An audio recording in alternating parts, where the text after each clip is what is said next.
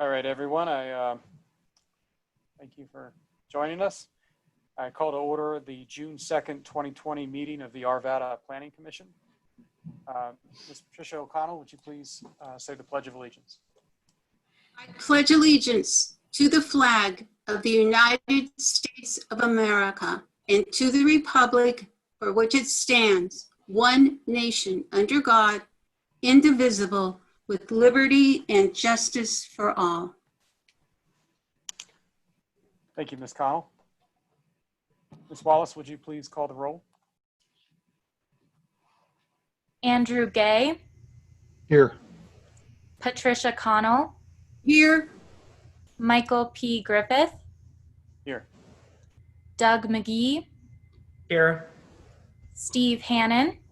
Here. T.O. Owens. And Michael McCarran. I'd like to motion that we excuse Mr. Owens and Mr. McCarran. And roll call vote. I vote yay. Ms. Connell? Yes. Mr. McGee? Yay. Yes. Mr. Hannon? Yes. Mr. Gay? Yes. Okay, that's approved. Okay, approval of the minutes. The minutes for the May 19th, 2020 meeting have been submitted for approval. Are there any additions or corrections to the meeting minutes? Okay. There being no corrections, the meetings stand approved as printed. Oh, Michael, I do have one correction, please. Go ahead, Commissioner McGee. So a point of clarification, bottom of page 4, to my question about the porous pavers, it shows that Mr. Hannon responded to the question, and he probably could have, but it was the applicant, Mr. Masters, that answered my question about the porous pavers. Bottom of page 4. And that's all I have, Mr. Vice Chair. Thank you, sir. Are there any other corrections? Thank you. The minutes stand approved as corrected. Staff, let's please get that correction in there. Thank you, Mr. McGee. General business, we have none. Reports, we have none. So we move on to petitions and communications. This is a time when anyone may address the commission regarding items that are not listed in the public hearings on tonight's agenda. So, I don't know if anyone signed up to address the commission. We don't have anyone signed up. Okay, thank you very much. Public hearings scheduled for tonight's agenda are DA 2019-0119 PUD preliminary plan and development plan and preliminary plat for Candelas filing number 1, amendment number 4. And DA 2019-0120 PUD development plan and preliminary plat for Candelas filing number 1, amendment number 5. Public hearings. At this time, I would like to explain the procedure for public hearings. The applicant will be given an opportunity to make a presentation. After the presentation, public comment will be given. Each member of the public that has registered to provide comment will make their comments, and then they will be moved back as an attendee, where you will only be able to listen to the meeting. The applicant will then be given an opportunity for rebuttal. After all the testimony has been heard, the public input portion of the hearing will be closed, and questions will be taken from the Planning Commission. As a side note, all of those speaking for public comment have been sworn in using sign-up sheet. We will now open the public hearings with DA 2019-0119 PUD development plan and preliminary plat for Candelas filing number 1, amendment number 4, generally located north of Candelas Parkway and McIntyre Street, bounded by West 93rd Place and Kilmer Way. Staff, are there any posting or notification requirements? Yes, Mr. Chair. The public hearing notice was sent out for written notice 15 days before the hearing. They have submitted an affidavit of mailing and it is in order. We also had to post signs on site. The applicant submitted an affidavit and a posting log, and that said it was in order. And the city published notice on a local newspaper. Excellent. Are there any additions or corrections to the staffing report? The only thing I would say is we originally had a different Tri-Point representative, so we had Matt's name in there. Rather than Matt, it would be Dan Galaska. That is the only change. Excellent. Are there any additional items that have been received that will be made part of the permanent record?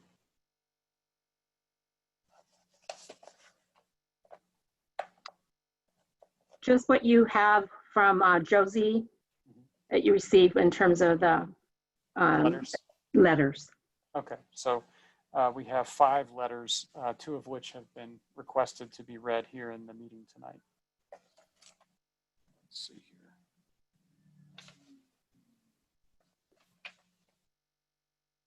Well, those will be read in the public comment section of the meeting.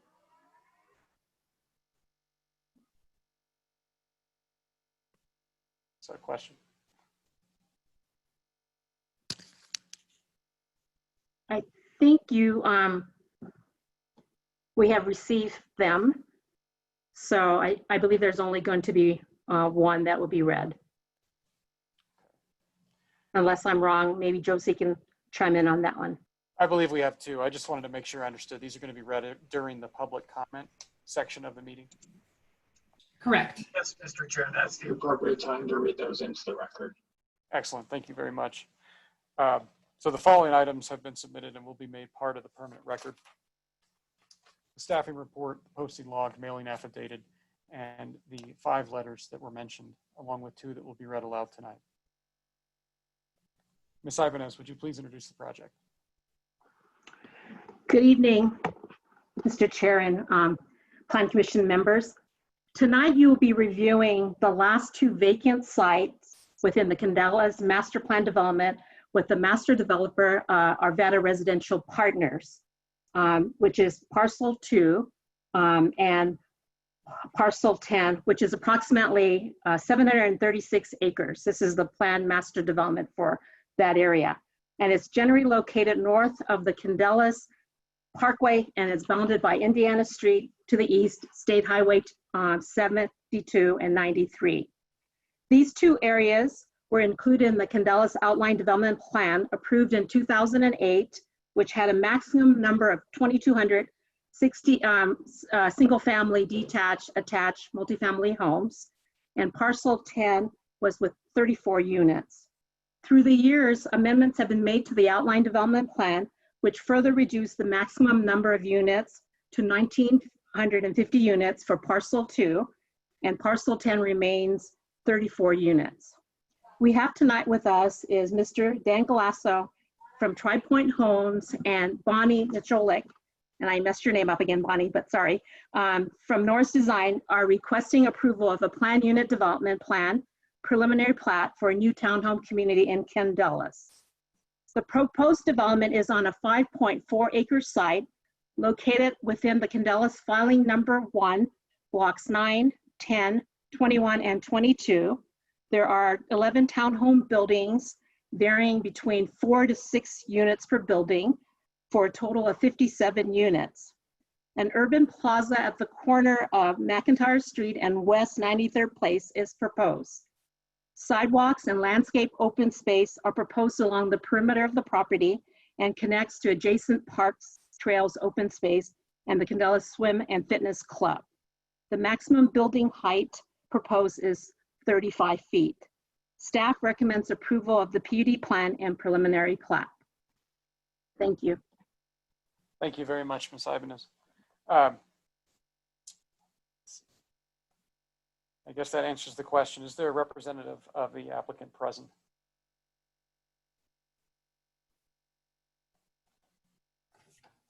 From Hello. Tri-Point. This is Bonnie Nicholik with Norris Design. I believe Dan Galasso is going to give a quick introduction to Tri-Point, and then I will be presenting the balance of the presentation.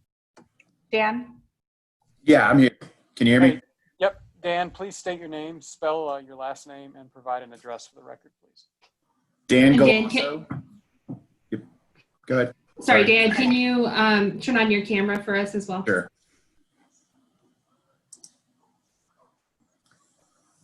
Dan Galasso, last name Galasso. 8557 East Tufts Avenue, Suite 615 or 675. And that's Denver, Colorado 80237.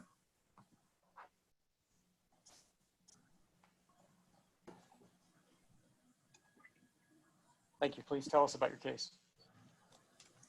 So Tri-Point Homes is a little bit newer to the Denver area. We've been here probably about 7 years now, and purchased this ground 2 years ago or last year. Been working through the entitlements on it.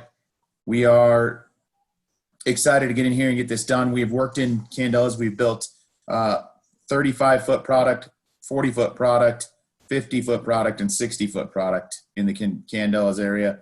So we've been in the Candelas subdivision for quite a while, and we're looking forward to bringing a new product. Great, thanks, Dan. This is Bonnie Nijelik with Norris Design at 1101 Bannock Street, Denver, Colorado. Can you go to the next slide, please? Hey, Bonnie, would you mind spelling your last name? I know I can see it, but just... I do not. It's Niziolek. Thank you. No problem. And here on this slide and the next slide is just a quick example of some of the homes that Tri-Point has built out at Candelas, offering some of the variety and amenities that those homes offer. Next slide.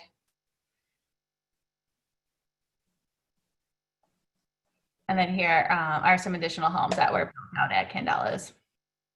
Next slide. Wanted to thank you guys again for your time this evening, for staff, for your time throughout this review process. And we certainly appreciate all of your efforts to meet virtually, keep developments moving forward, creating places for people to live. We're excited to be here to discuss the preliminary plat and preliminary development plan for Candelas filing number 1, Amendment 4.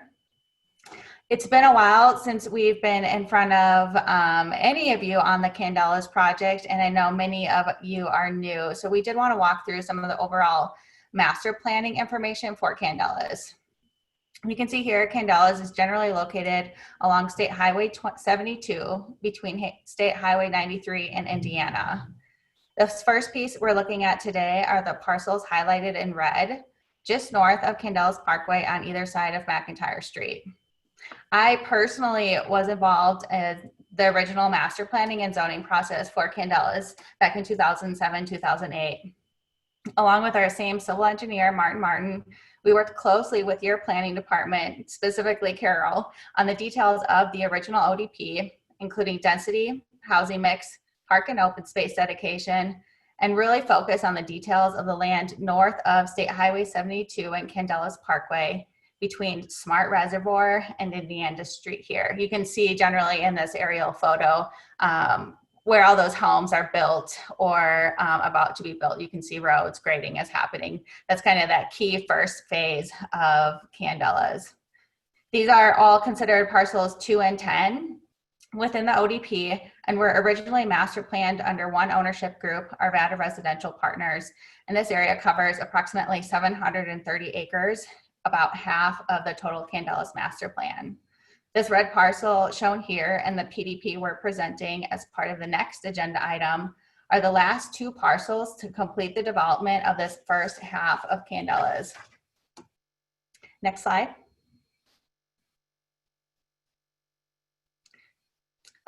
That black box used to be red, again, showing the location of the site. It's on 4 existing vacant and platted blocks, part of filing number 1, blocks 9, 10, 21, and 22. The surrounding streets, including McIntyre, which is located in the center of the parcel, are platted and built today, creating 2 infill blocks. Next slide. And here's the proposed townhome community incorporated into the existing surrounding neighborhood as shown on the existing aerial photo. The proposed plan includes 57 alley-loaded townhomes, which provide additional for-sale housing options within the overall Candelas community. The current zoning allows for 64 homes on this parcel. The garages are located at the rear of the homes, which allow the homes and their porches to face the street. Next slide.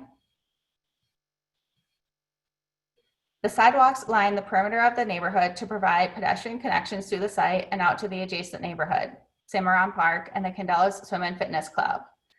Landscape buffers are located along the street frontages and western edges of the site. An urban streetscape is provided along McIntyre Street with plazas on both ends, complementing the urban streetscape to the north along the Swim and Fitness Club. These northern corners at West 93rd and McIntyre include wide enhanced decorative paving, landscape seat walls, and tree grates. The southern corners include enhanced landscape to create a welcoming entry. Next slide. The proposed townhomes include 3 floor plans ranging from 1,300 square feet to just over 1,500 square feet. There are 2 elevation styles shown here. The first is modern prairie and the second is farm home. The homes include 4-sided architecture using stone and lap siding. Next slide. The proposed townhomes help provide additional product diversity within the Candelas master plan. When the ODP was originally improved, product diversity was one of the focuses of the master plan, creating a mix of single-family detached and single-family attached homes, keeping in mind the comp plan goal of 35% attached and 65% detached homes. Of the homes platted so far in this first 736 acres of Candelas, only approximately 200 homes have been duplexes or townhomes, which is just over 10% of the total homes built and below this 35% goal. The incorporation of townhomes helps add to this diversity and provides smaller, lower maintenance home options for people looking to own a home in Arvada. Next slide. Here you can see many of the site details. In general, the lots are approximately 1,700 square feet with a lot width of 25 feet and a lot depth of 68 feet. That lot frontage is actually wider than most typical townhomes. A lot of townhomes are 20 feet or 22 feet wide. So again, it provides a little bit more square footage for homes. And more importantly, it provides a little bit larger garages than you might see in a typical townhome, providing a little bit more room for storage. The maximum building height is 35 feet. The maximum building coverage is 80%. And the plan's consistent with the city code requirement for a 100-foot setback from the center line of Candelas Parkway to the structure. Next slide. The proposed plan also complies with and exceeds the recently adopted land development code parking requirements. Each home is required to have 2 spaces, and each home has a 2-car garage to meet this requirement. Additionally, 26 homes which are generally shown with this orange asterisk that seems to have shifted in a few places. But 26 homes also have a 2-car garage, a 2-car driveway in addition to their 2-car garage. And there are 15 additional off-street surface parking spaces provided. So this neighborhood, completely excluding any of the on-street parking, exceeds the code requirements by 67 spaces. Next slide, please. As we mentioned at the beginning, the approximately 736 acres between Smart Reservoir and the Jefferson Beltway, north of State Highway 72 and Candelas Parkway, allows more than 1,900 units. These 736 acres were originally planned for more than 2,200 units, but the anticipated densities were not achieved for much of this development. The proposed plan today completes the 736 acres of development below the allowed unit count. Next slide. Additionally, the parks and open space for these 736 acres were master planned to accommodate the existing homes and these 57 units. Across this entire area, over 51 acres of parkland were provided or were required and 70 acres were provided, exceeding the requirement by nearly 19 acres. This approach is based on the city's standard park dedication requirements and allowed parks to be built in advance of all the homes. Next slide. Open space was also master planned in the same way. These 57 units require just over an acre of open space, and this neighborhood provides more than 2 acres. Across these 736 acres, 52 were required to be open space, but just over 230 acres were provided, exceeding the requirement by nearly 180 acres. Next slide. As an infill piece, this neighborhood has great access to the many parks in the region, including lawn areas, play structures, play shelters, and an extensive trail network. The homes were anticipated to be here and were planned as part of the original master plan effort 12 years ago. Next slide. As the city staff report outlines, the plan is in conformance with the approval criteria for the preliminary development plan. The proposed plan is consistent with the comp plan. It's consistent with the outline development plan. It provides a unique product type, allowing for increased housing diversity, and anticipates a lower price point for first-time homebuyers. It complies with the Land Development Code as modified with the PDP. It provides for integration and connection with adjoining development. It provides sufficient public safety, transportation, and utility facilities and services to serve the property. And it mitigates any potential adverse impacts on adjacent properties in the general community. Next slide.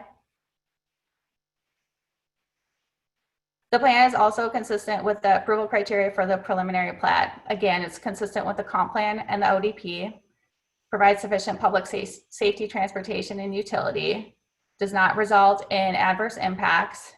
It complies with all applicable regulations, standards, and requirements of the federal state government. It complies with the applicable use, development, and design standards set in the Land Development Code for major subdivision. And it's designed with an entrance into the neighborhood. There is established infrastructure to support this neighborhood. The parcel is essentially an infill development within the original planned Candelas neighborhood.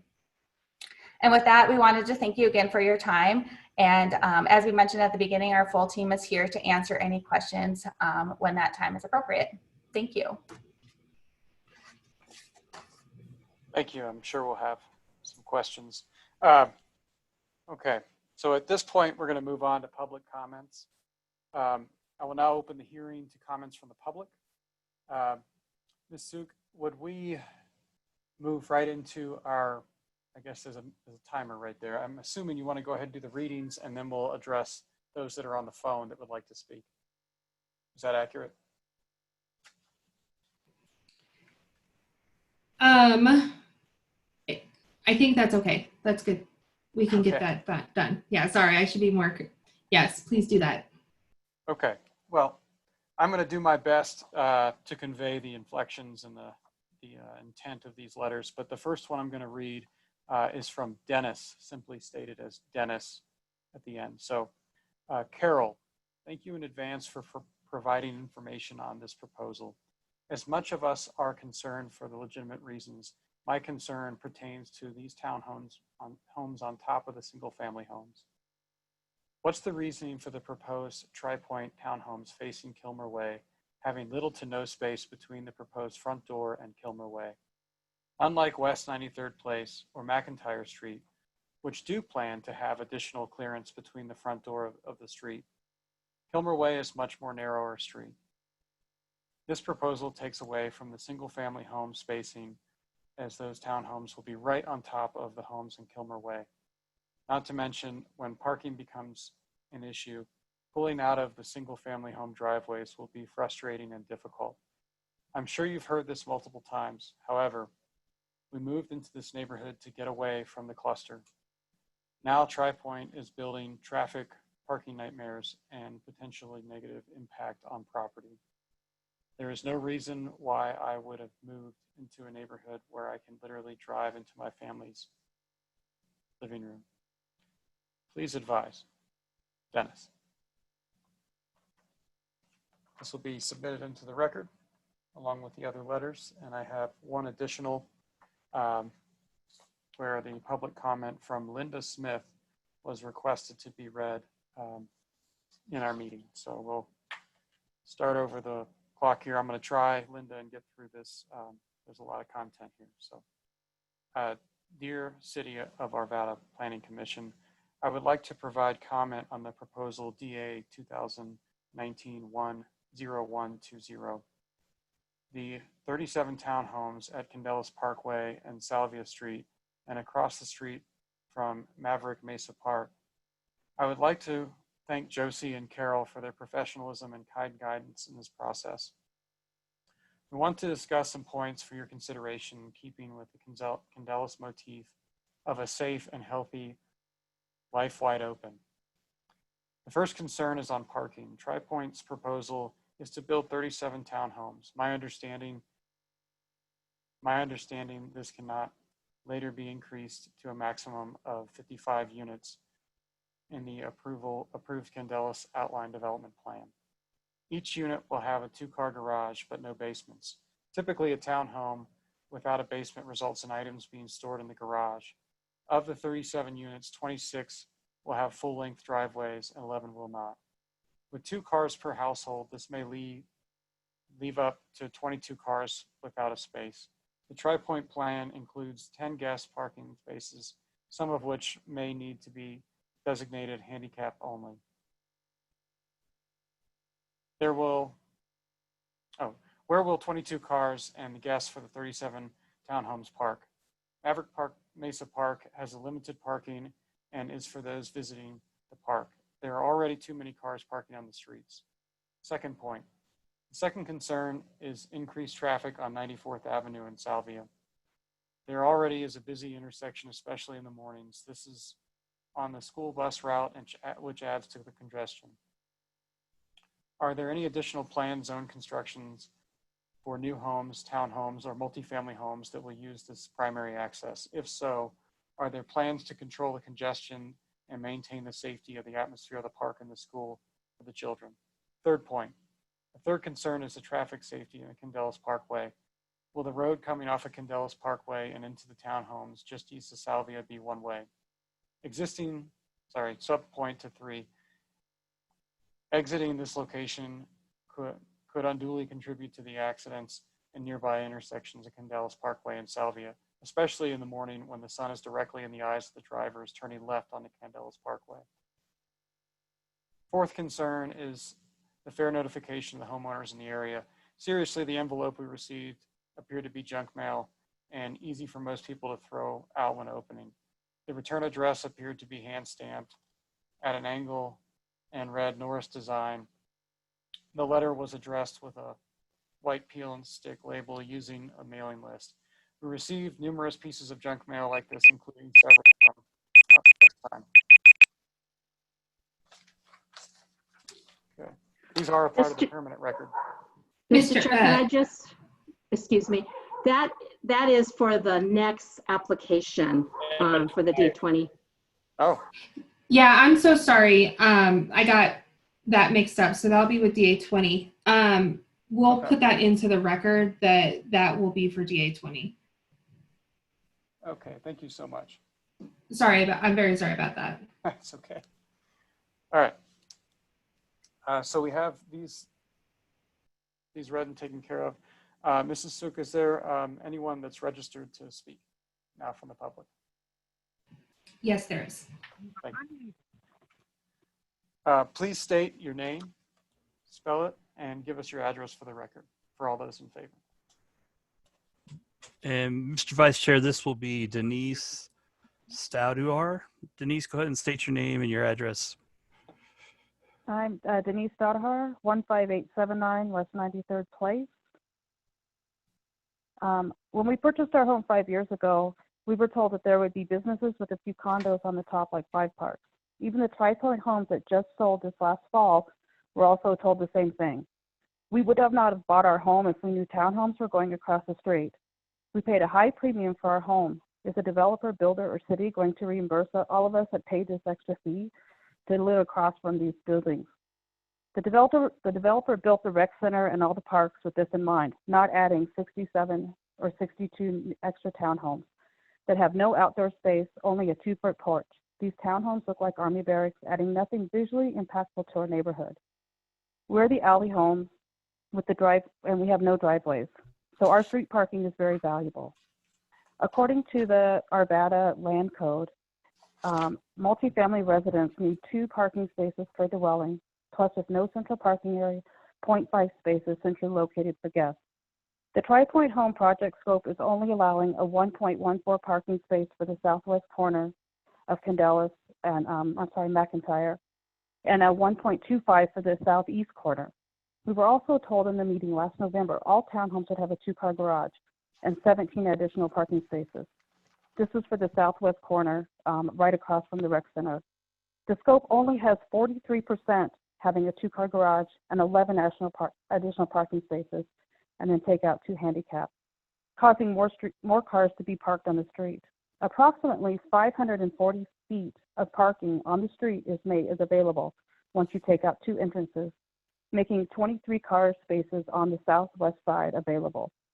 Of course, you can't park on McIntyre or Candelas, so that means everything is going to be on 93rd Place.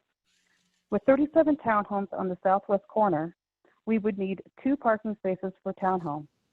That's 74 paces and another 0.5 per unit for guests, which is 18.5, addition of 92.5 parking spaces.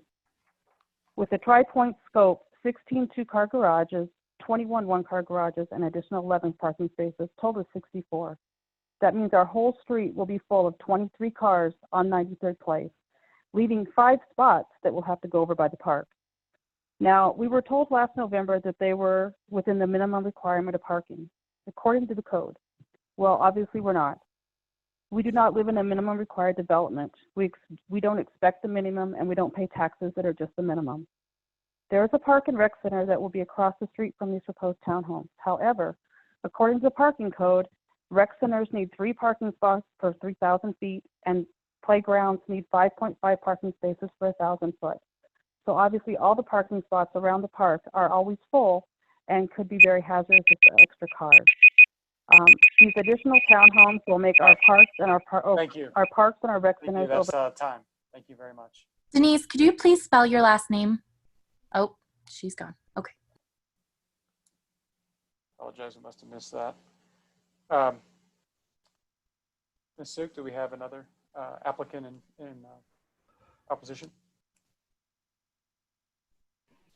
Yes. Please state your name and spell your last name and provide your address for the record.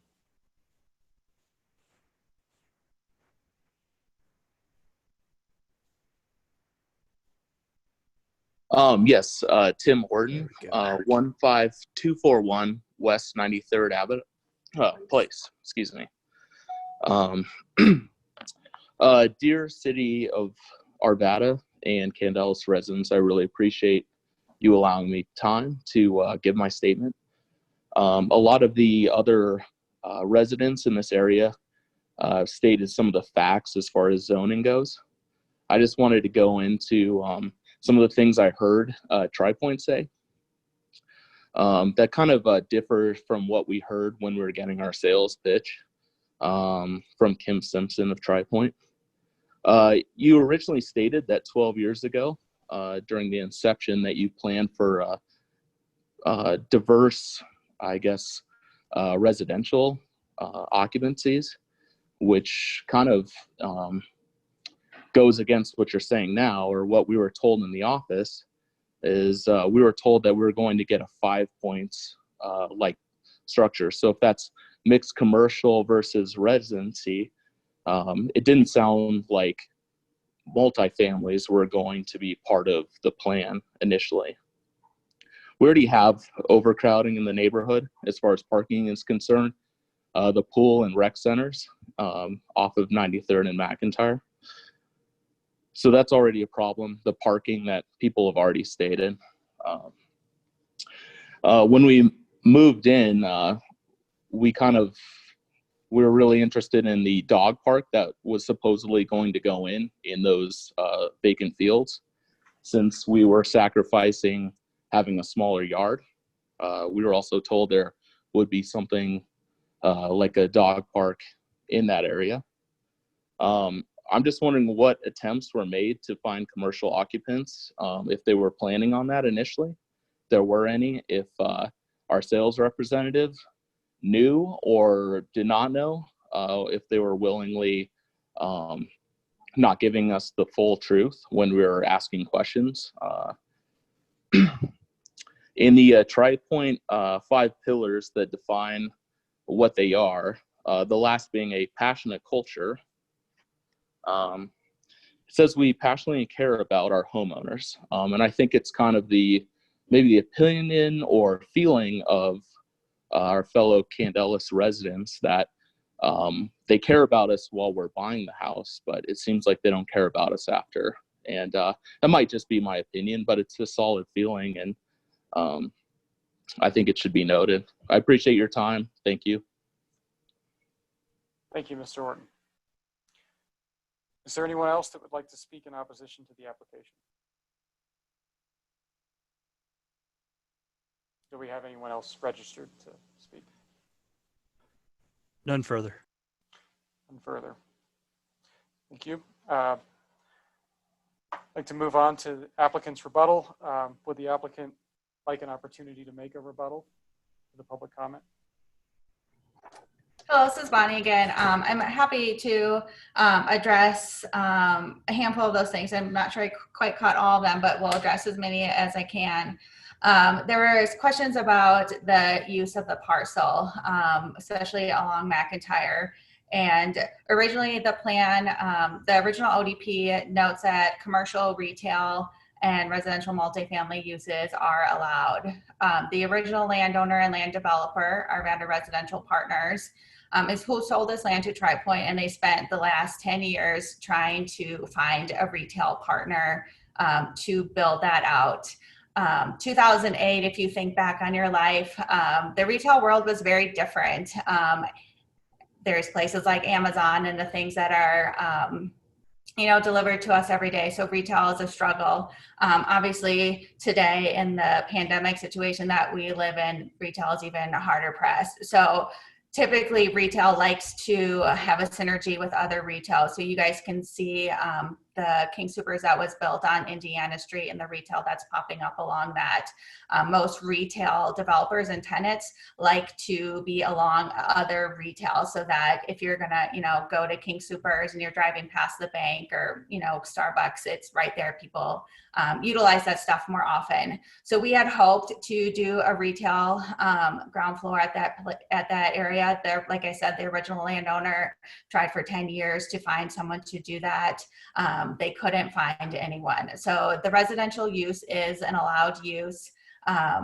It's a little bit lower than the density that is allowed today, but wanted to provide that information. From a compatibility standpoint as well, like I said, this was originally planned to be a little bit higher density than it is. So this was part of the original vision, that there would be, kind of this higher density, more urban core at Candelas and McIntyre, and transition to single family homes. Situations like this occur at 5 Parks, where you have a front load single family home across from an alley load townhome. There's situations that exist like that today. Regarding parking, I think there's some misinformation out. Every single unit does have a 2-car garage. There are not 1-car garages.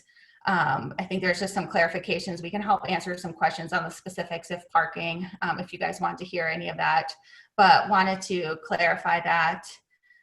Regarding traffic, our traffic engineer is available to answer specific questions on that. But again, traffic, engineering, utilities, all that stuff was part of the original master plan.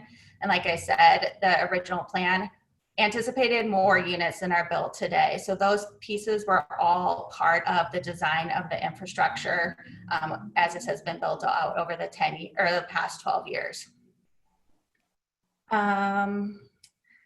If Dan wants to talk about Tri-Point, I'll let him do that.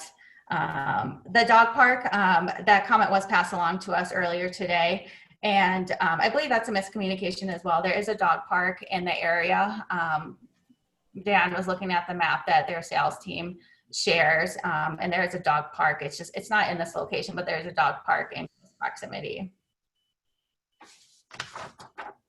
I think that those were the key items. Dan, is there anything you want to add to that? Yeah, I mean, we do care about our homeowners. I did talk to our salesperson, our VP of sales today to find out what was being communicated to the salespeople and what the salespeople were in turn communicating to homeowners.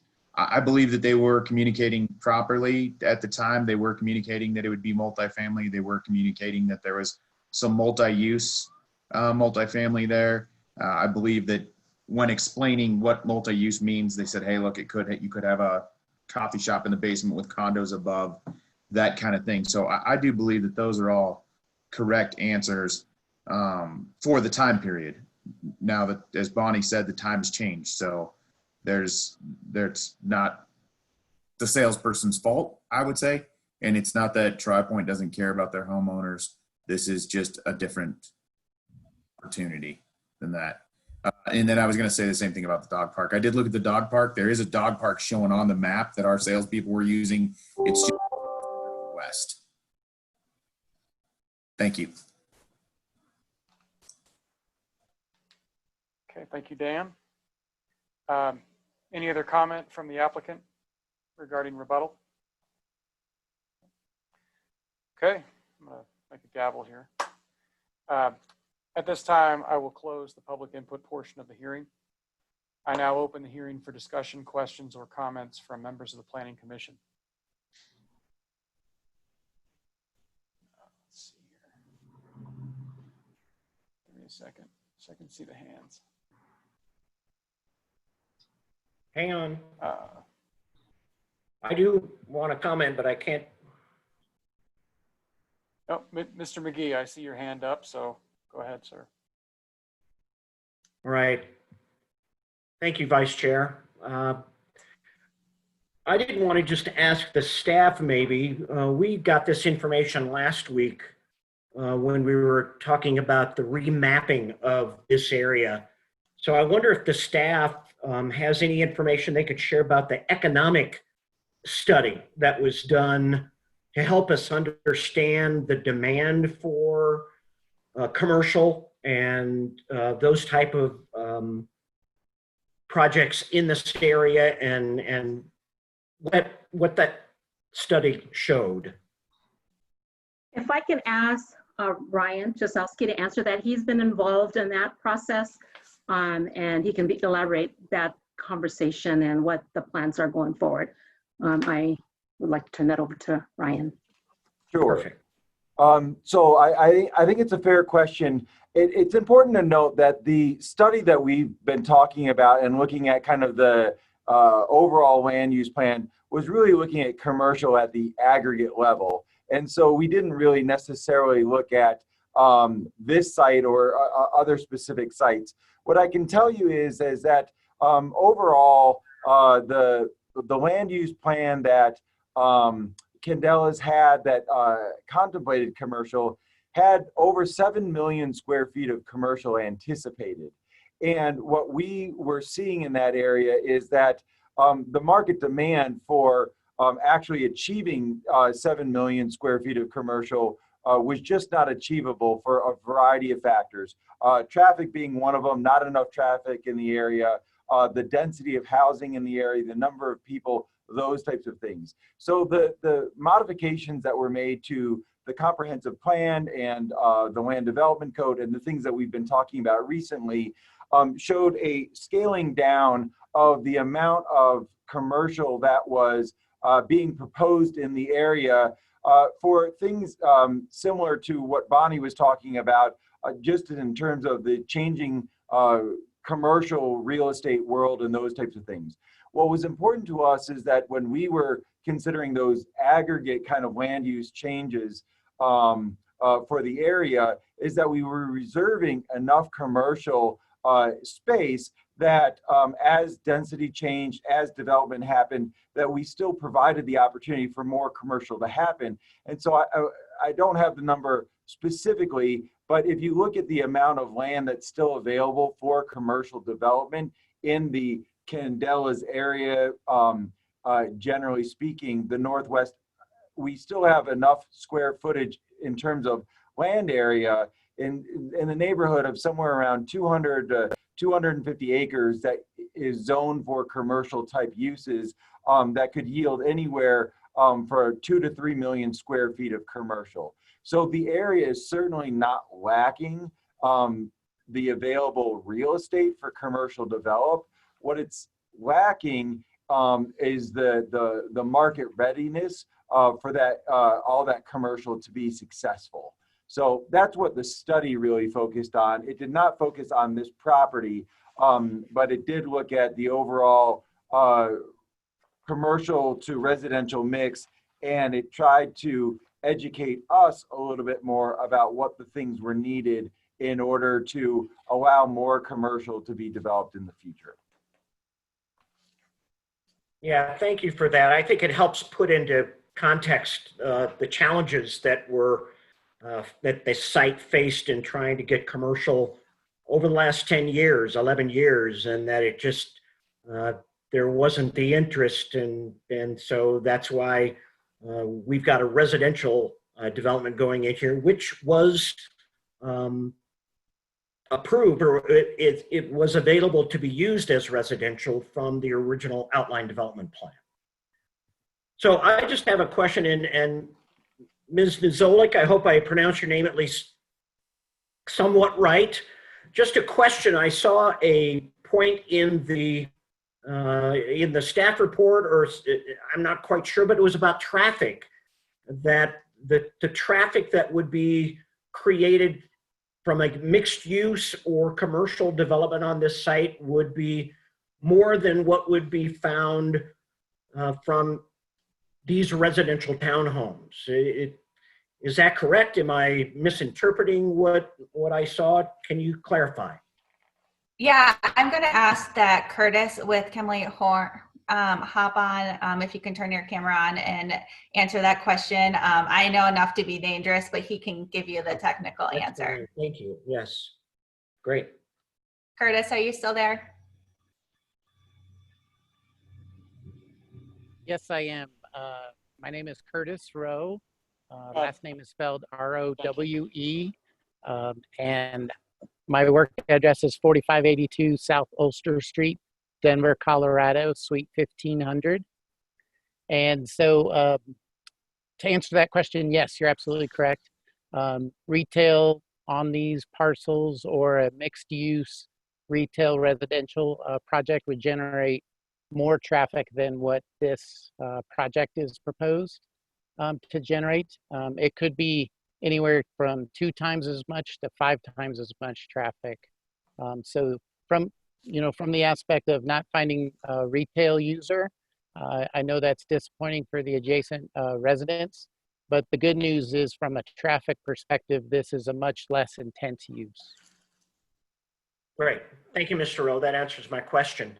Yeah. So a question for, again, for the applicant. So I noticed in your drawings that it said that there's a requirement to have renewable energy systems in 20% of these homes. So Ms. Nizolik, are you able to respond to that and give me an idea of what some of those renewable energy systems are that you'll include in these townhomes?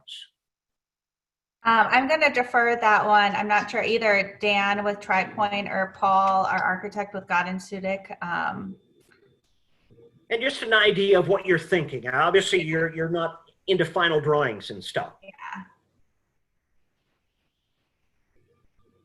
Perfect, Dan. Yeah, Bonnie, I wouldn't be able to answer that question. That'd be a question for our vertical team. Possibly Paul could answer that with what he's been working on. So I apologize. Looks like Paul Brady is there. Paul, can you hop in?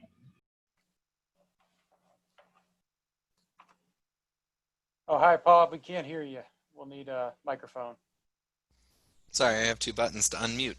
I unfortunately can't add to that answer. We haven't gotten that far in the design yet, and don't know what features are planned for these homes. What have you put in your single-family detached homes? What are some of those things you Mr. put McGee, into? let's go ahead and get his name, last name, and address, please. Right. My name is Paul Brady, B-R-A-D-Y, with God and Sudik Architects. Address is 5975 South Quebec Street, Suite 250, Centennial 80111. Thank you. Carry on, McGee.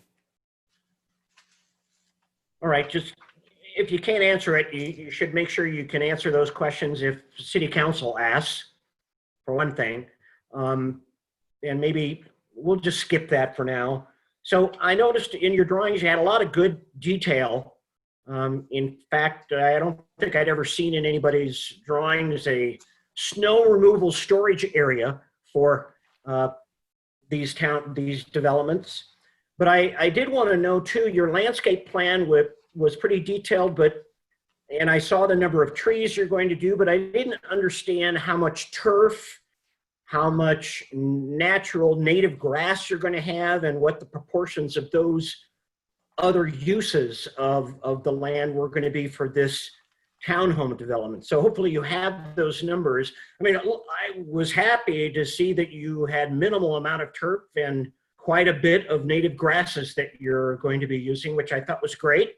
More trees. I mean, as one of my fellow commissioners mentioned years ago, there's a lot of hardscape here, and the trees help reduce the heat island effect, provide shade. So I understand the need for those kind of things. Ms. Nizolik, do you have anything about how much, 5% turf, 25% native grass? Do you have those numbers?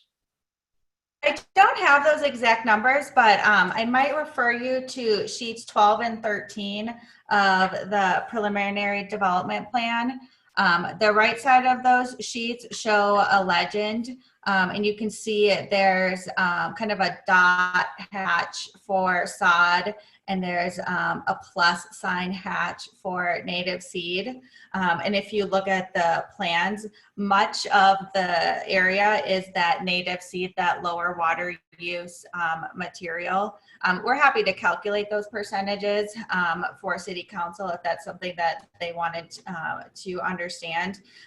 But you can see primarily the sod is along the street frontage along 93rd, and the majority of the rest of it is either that native seed or some shrub beds where we wanted to have more of an enhanced entry feature. All right, yeah, I saw that. I just had hoped that you could tell me what those percentages, we often see that in a table from applicants. So, but thanks for that. Yeah, it looked pretty good. A final question for staff, Ms. Ibanez. So this about 5.5 acre site, and we're going to have a little over 3 acres that are going to be the non-permeable, the buildings, the alleyways, and those kind of things. Can the stormwater system that primarily runs, it looks like it's to the northeast corner and stuff like that, can it handle the runoff from all this now mostly non-permeable land that currently is just open space that can probably handle most of the rain and absorb most rain events? My understanding that it will be, it is designed to accept the stormwater going through from the site through the storm system there. But my understanding also is you have Martin, who could speak. He was one of the plan engineer that worked for the overall Candelas, particularly with this filing, the whole area, that maybe he can chime in to kind of solidify what I'm saying, that it is available and can be done. All right, thank you. Yes, hello, this is David Kuntz with Martin, spelled K-U-N-T-Z. I'm at 12499 West Colfax Avenue.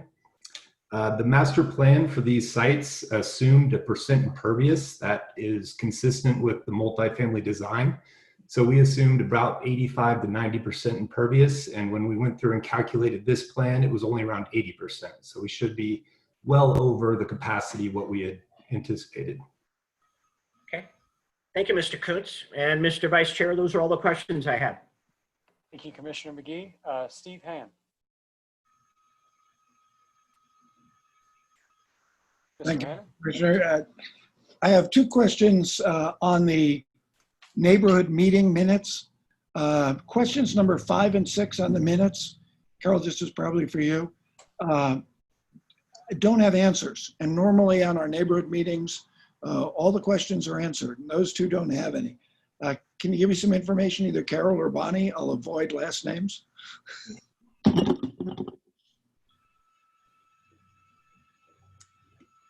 So 5 and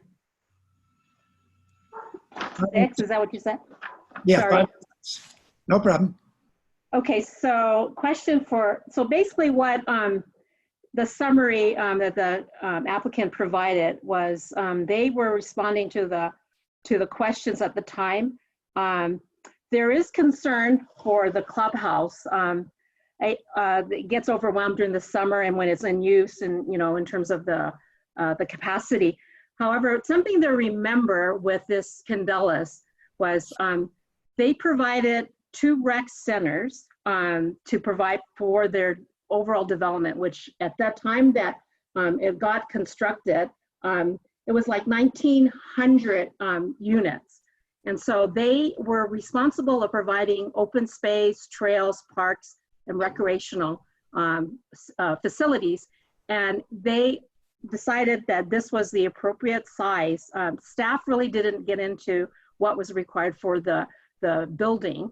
And so it was something that they felt like they could accommodate in addition to all the other amenities they were providing. This was their master plan. And then they came to the city and said, yeah, this is what we're looking at. We want to work through. And that was how this recreation center, were the 2 sites that were developed. So yes, not the whole community can go through it, but that was what the master developer felt like would be available for the whole neighborhood. So I don't know if Bonnie wants to chime in a little bit more in terms of that, but that was part of the whole master planning of the site to provide amenities for the whole site, but not necessarily accommodate every residence. And that's probably beyond what I can confirm, like how they're giving passes or what is allowed. But that was for the overall development for that amount of people and number of units. Bonnie, I see you nodding yes, so I think that's probably a good answer. Thank you, Carol. That answers the question that we had from the public also about the amount of the busyness of the rec center. So I appreciate that a lot.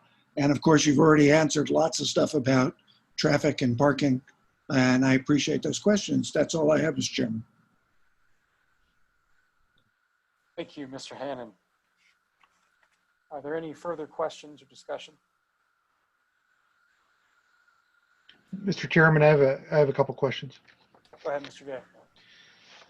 So I understand we've discussed parking quite a lot, but I still have a couple of, or at least one more parking question and another question on the setbacks. I understand the gross number of parking spaces is more than meets the spec, meets the code.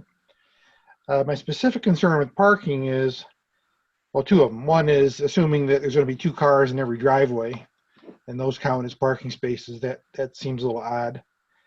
I'm mostly concerned about the 15 guest spaces.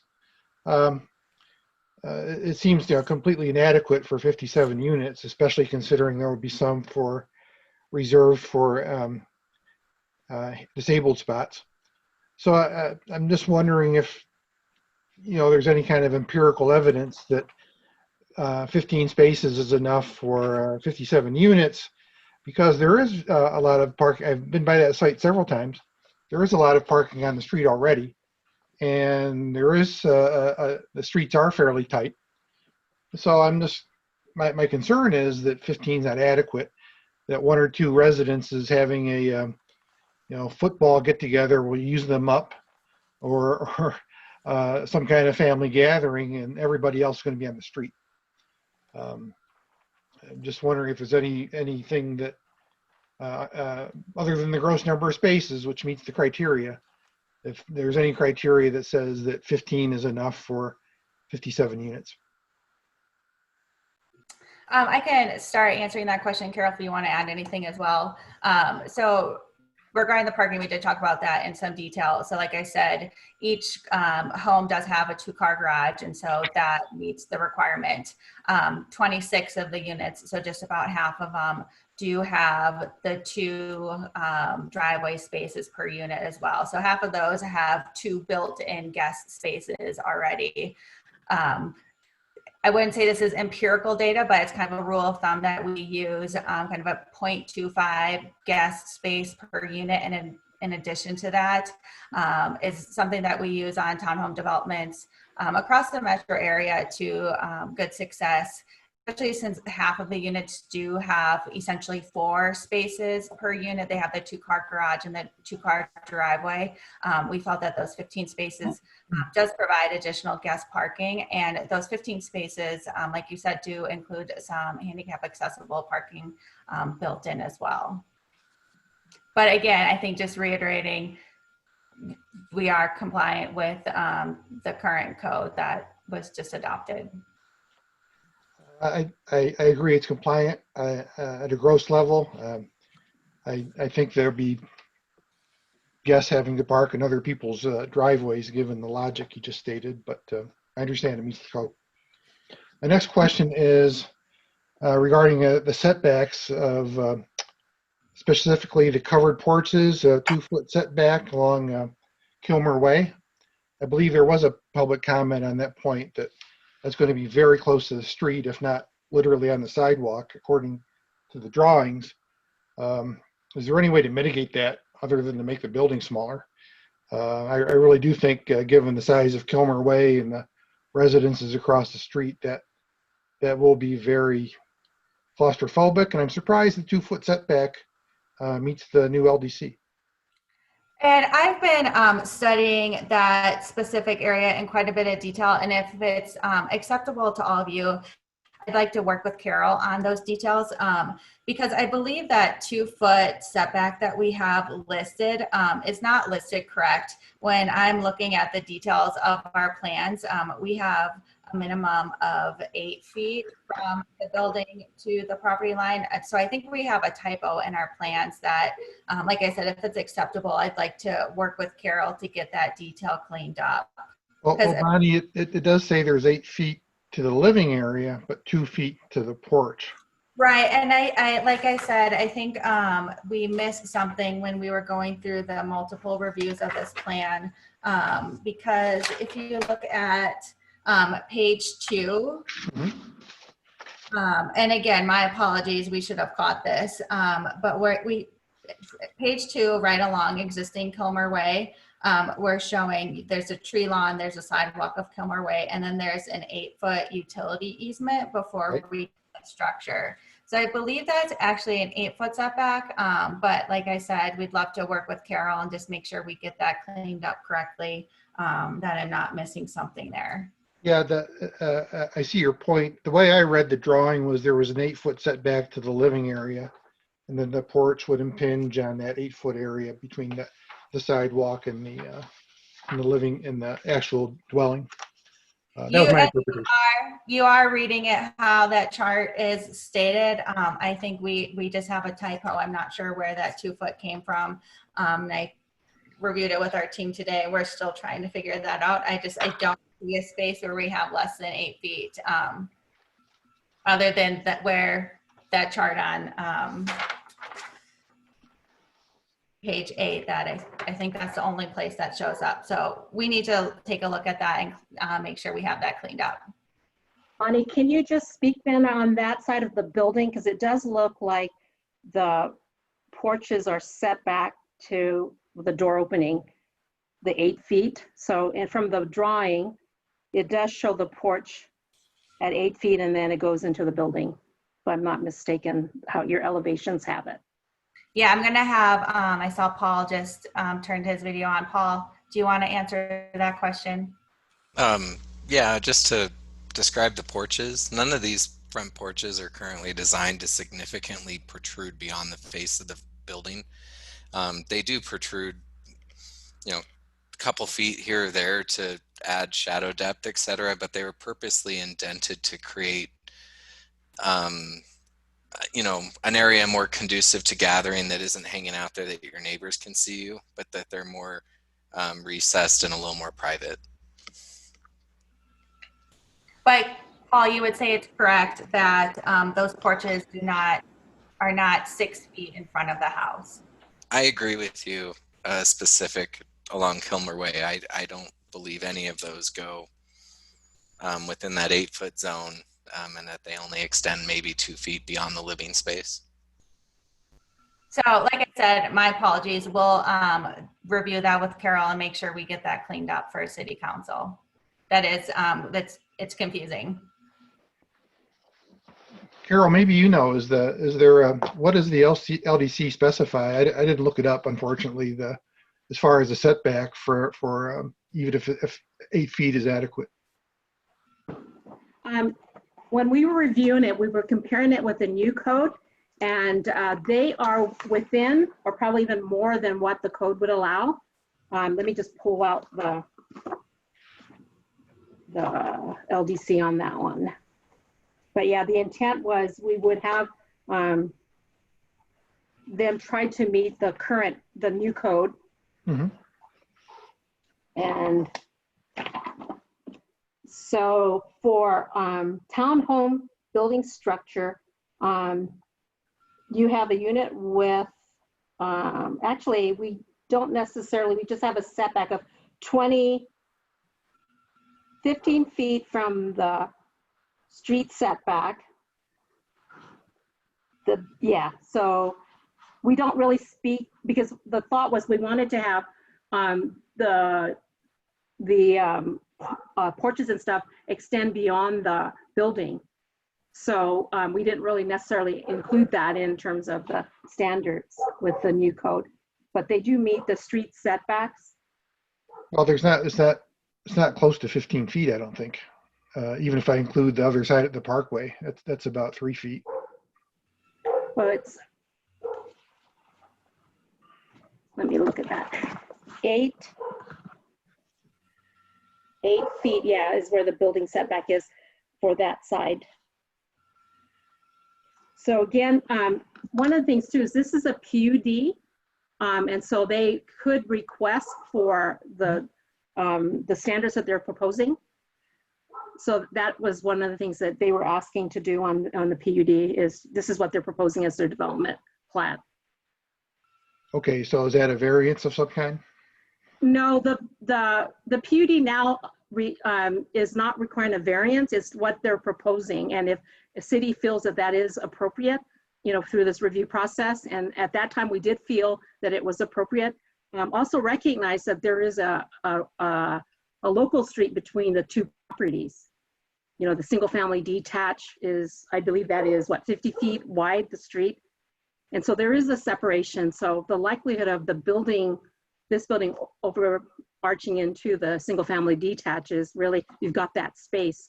So we felt when we were reviewing this, we felt that it was an appropriate setback for that edge. Okay, thank you, Carol.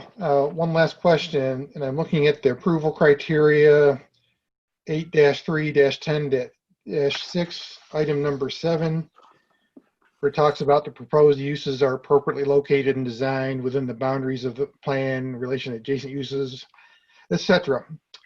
And the response is townhomes are entirely compatible with the adjacent single-family homes in terms of scale, site design, and operating characteristics.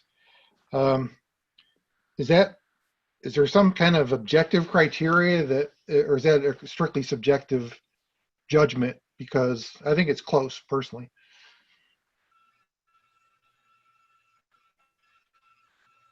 You're asking me, sir? I'm asking anyone who might answer. Okay. Well, I think like one of the things that we have to remember was this development really was trying to incorporate a multiple type of development with multifamily, single family detached, and attached.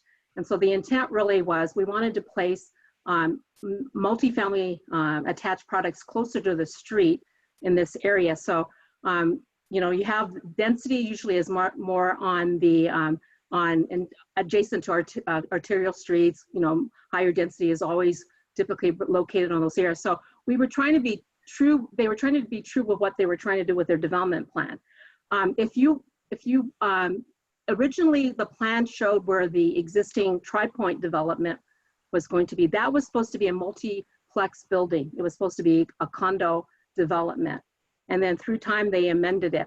And so city was real concerned about giving up a lot of what would have been developments, attached products, like single family attached, townhomes, duplexes, condos, apartment buildings, because the intent for this development was to have all those types of residential type products, building type products. And so we were real concerned about the continuing changes of that. And we really wanted to see this area have some attached, because it provides affordability for the neighborhood. So, you know, through the years, we did make those changes, but we were really hard on this place to have multifamily on this area. So given that, you know, that site changed from multiplex where you're referring to on Kilmer Way, that changed to single family, that further impacts like what is now being proposed, because the intent was this was going to be multi-family attached buildings. So, but we really want to see this, and we wanted also, we pushed in terms of trying to get a retail building, a multi-building there. But unfortunately, you know, through the years, it didn't happen. And so now, because it is an allowed use, the residential point, Arvada Residential Partners could do this, and they sold it to Tri-Point. And so that's why we are moving forward with townhomes. But it has gone from, like Bonnie said, it was like a 40-60 ratio where it was going to be single family detached, 40 residential. And I think to date, I was trying to calculate that we went from something like total detached was 877 when we originally looked at this ODP. Was going to have 877 attached multifamily units, and that was 40% of the development of Candelas. And now we're down to 483 units, which is about 25%. And so, you know, we were working with the developer, we're working with the builders and the desire of all these different things. But, you know, we really feel that this is an important addition to provide affordable homes in Candelas. So that is why we feel that this townhome should go forward. Oh, thanks, Carol. I appreciate that, and I understand the complexities a little bit. The only thing I would add, I guess, is the townhomes of this height and scale. They're big homes and they're big buildings. Just happen to be going into an area of where they weren't maybe originally intended, into an area that's just got a little bit more depth to it. And you know, the aesthetics are that it's a little crowded. So that's why I'm asking if there was any subjective criteria to how, you know, that location and this density of a townhome. You've explained it. I'm just stating why I was bringing up the question. So thank you. That's all I have, Mr. Chairman. Thank you. Thank you, Commissioner Gay. Oh, yeah, I got the mute off. Good. Is there any other discussion, questions from the Planning Commission? I have a few questions. And actually, I think it's perfectness. Ibanez, the question of affordability was actually on my mind, because if we see density, I'd love to understand kind of where we land on the affordability side. Is there an idea where the PSF might be for the individual units in this development? Dan, do you want to answer that question, what your anticipated sales prices are? Sales price is fine too. I just PSF, either one is good. I'm going to kick that one to Bradley, because Bradley was working on that earlier today. Hi, Bradley Morales with Tri-Point Homes. Last name Morales. Address is 8055 East Tufts Avenue, Suite 765. Denver, Colorado 80237. Thank you. Yes, so to speak on that question, we had underwrite base prices in the mid to high threes. And then obviously, depending on the plan and what people did with options, but we were assuming average sales prices in the mid fours. Okay. And the square foot is 1,700. What is the square footage average? Let me pull that. I believe that's correct.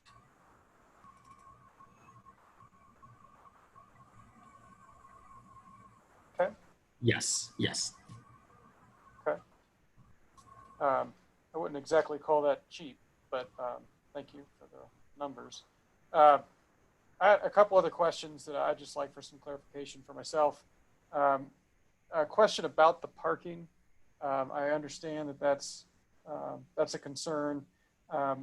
Is there any sort of regulatory body that would say, you know, you can't store your extra vehicles for long periods of time in these overflow parking spots and guest parking spots?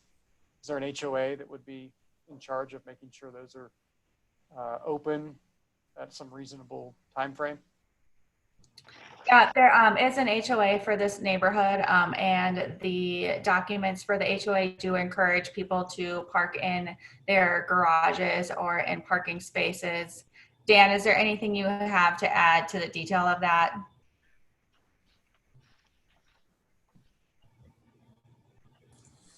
Yes, again, we did look at our disclosures and our from previous projects, as well as our declaration, and it does discourage parking.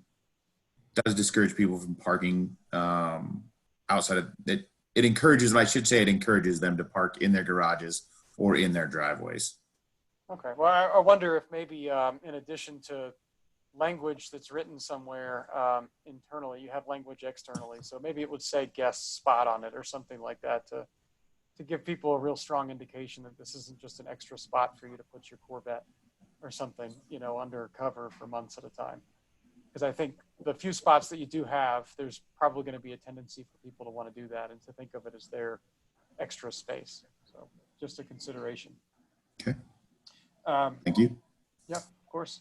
I wanted to say compliment you on your landscape plan. I really actually thought the buffering was pretty good.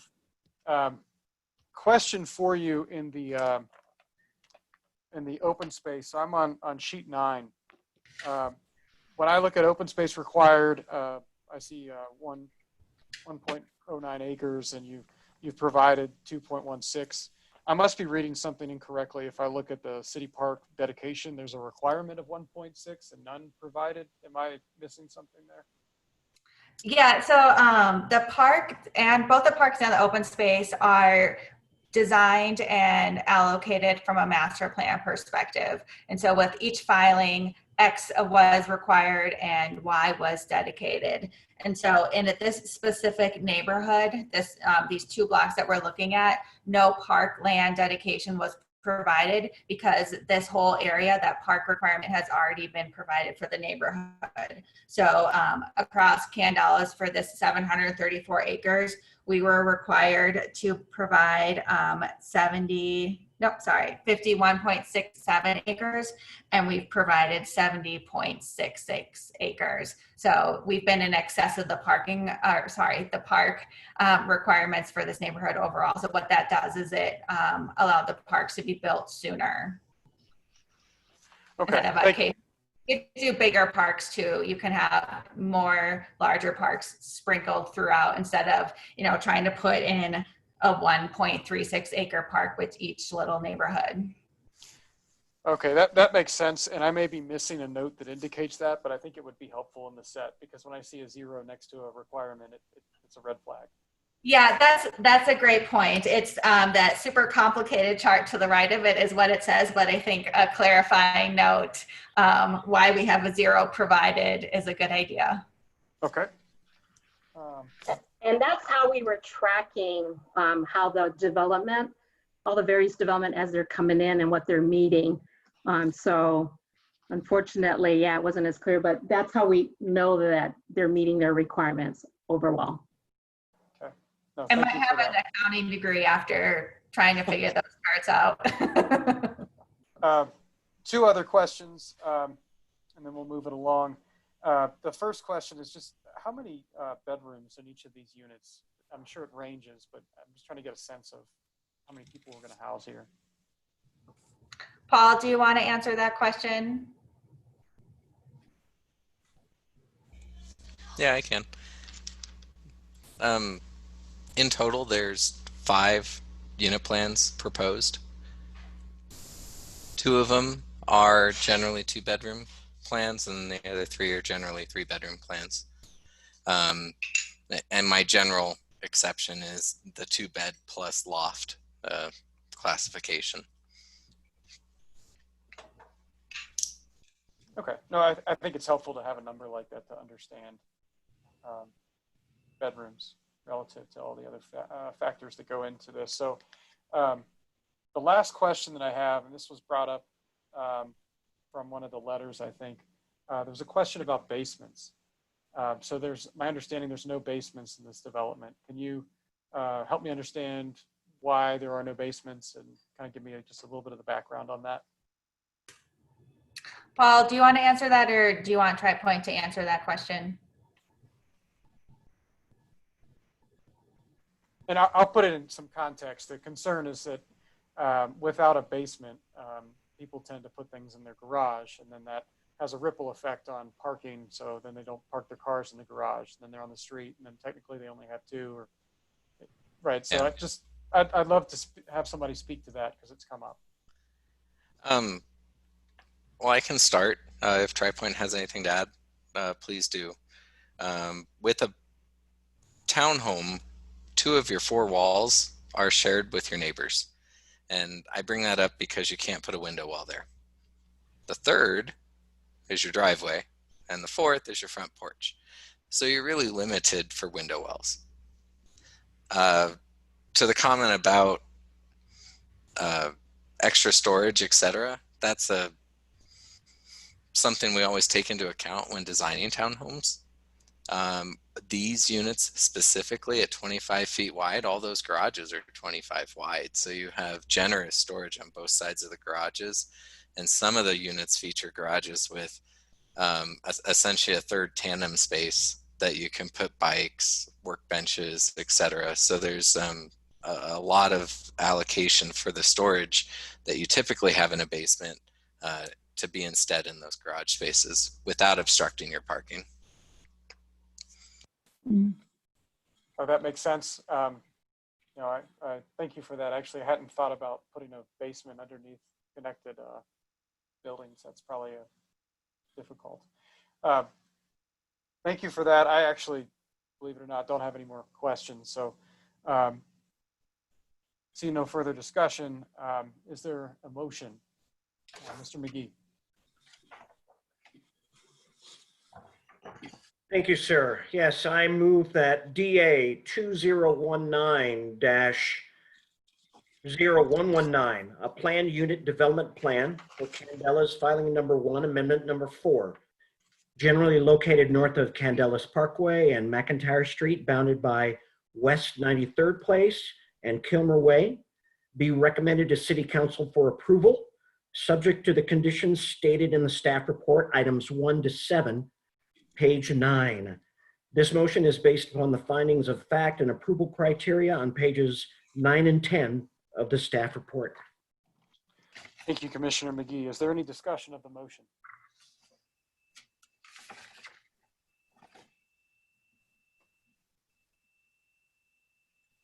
See, I'm not seeing any hands, so if I'm missing you, just physically raise your hand and I'll call on you. Okay. All right. Well, I would like to say that in general, I think there are a lot of really nice things going on with this development, and I especially like the landscape. Your landscape architects are definitely doing a nice job with their lists and their effort to buffer. And while I understand and appreciate some of the frustrations of nearby neighbors seeing a density shift to what they're used to, I think that what's happening here is that there's a balance that's being struck between the aspirations for the density of the Candelas larger development and where this place finds it in time. And especially that balance, I think, is one that I am feeling pretty good about between parking and open space. I think this development has a reasonable amount of open space. I always like to see more permeable surfaces relative to the balance of parking. So with that being said, I would definitely be in support of this development.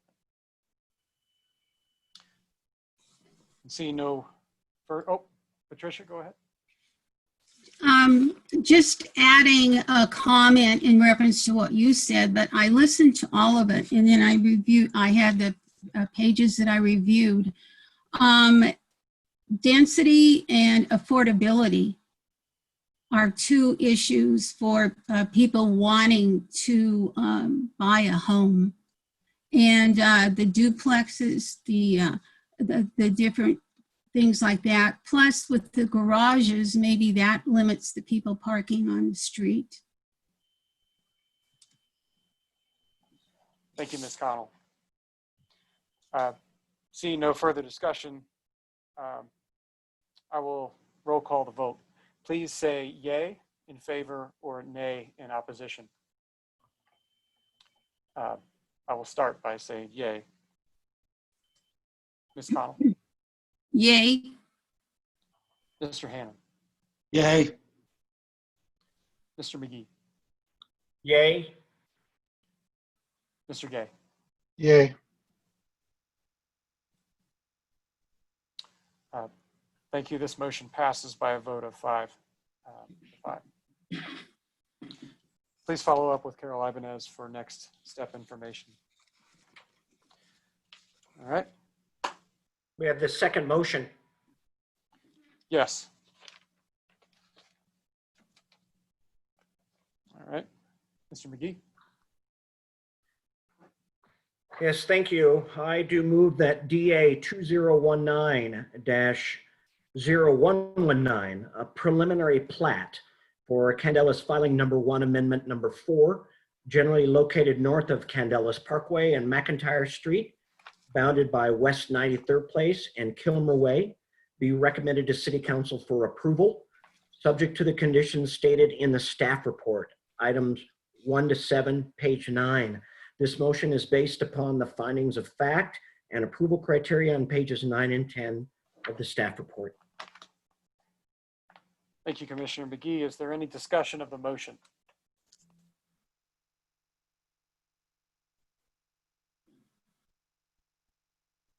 I'm not seeing any hands. Okay, seeing no further discussion, I will roll call vote. Please say yay in favor or nay in opposition. I will start with yay. Commissioner Connell. Yay. Commissioner Hannon. Yay. Commissioner McGee. Yay. Commissioner Gay. Yay. Thank you. That motion passes by a vote of 5 to 5. Please follow up with Carol Ibanez for next step information. Thank you very much. Thank you. Okay. All right. Moving on, I believe next on the agenda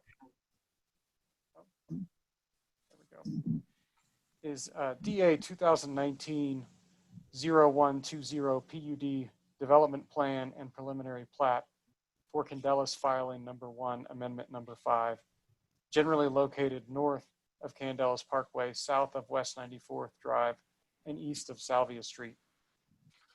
Staff, are there any postings or notification requirements? Yes, there was requirements for a neighborhood letter going out to all property owners within 500 feet. The applicant has submitted a mailing affidavit. The notice was also posted on the site, and there is a posting log submitted to staff, and it is in order. And the city published notice on a local newspaper for the public hearing. Excellent. Are there any additions or corrections to the staff report? No.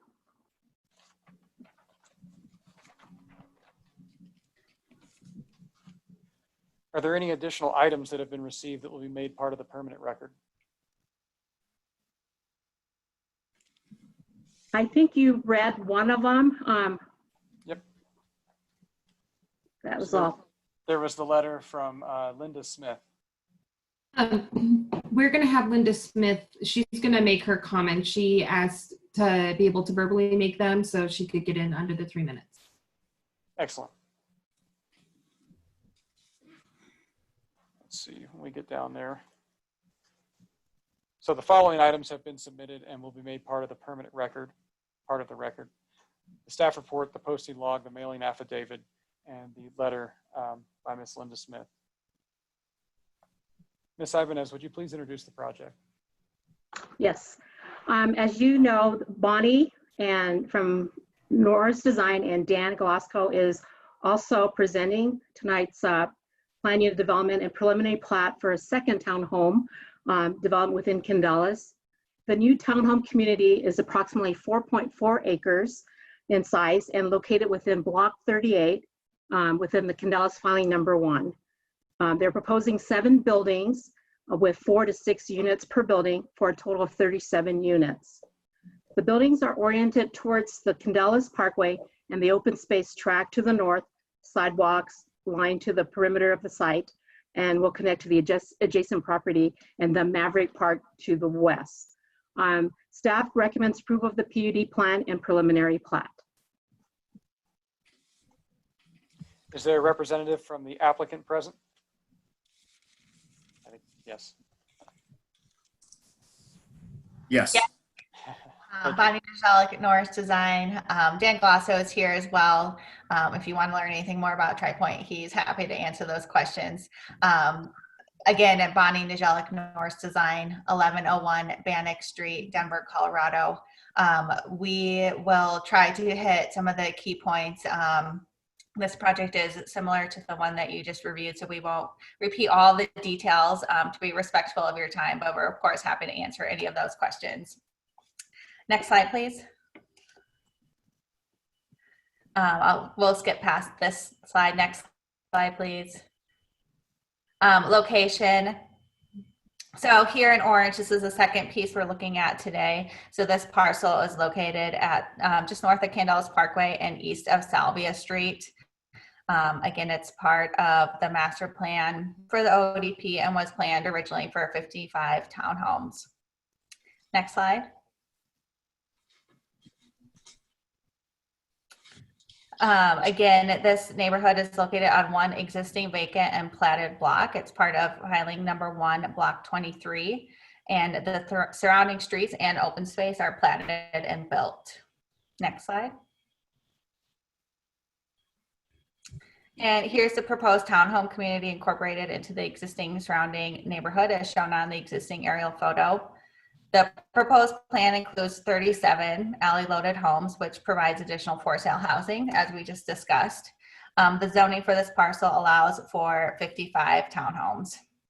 These townhomes are generally the same as the neighborhood we just reviewed. The garages are located at the rear of the homes, allowing the front porches and the fronts of homes to face the street and surrounding open space. Next slide. This plan includes 2 gathering areas with benches and grass located on the west and north sides of the neighborhood. The larger northern area provides additional shaded picnic table seating with views over the open space. The neighborhood improves access adjacent to the adjacent Maverick Mesa Park and includes an enhanced landscape entrance off of Salvia Street. Naturally placed evergreens and ornamental trees enhance the setback and buffer at the entry on Salvia Street off of Candelas Parkway. Next slide. The architecture is consistent with the previous neighborhood. However, we do have 2 additional floor plans in this neighborhood, providing a range of square footage from approximately 1,300 to 2,250. The additional floor plans are created to the addition of tuck-under garages to work with the existing slope of this site. So the tuck-under garages in the back of the homes are 1 story below, which provide additional parking or storage within the garage as well. Next slide. Again, this provides additional product diversity at Candelas. Much of the homes there are single-family detached to provide some additional attached homes as was planned for in the existing ODP. Next slide.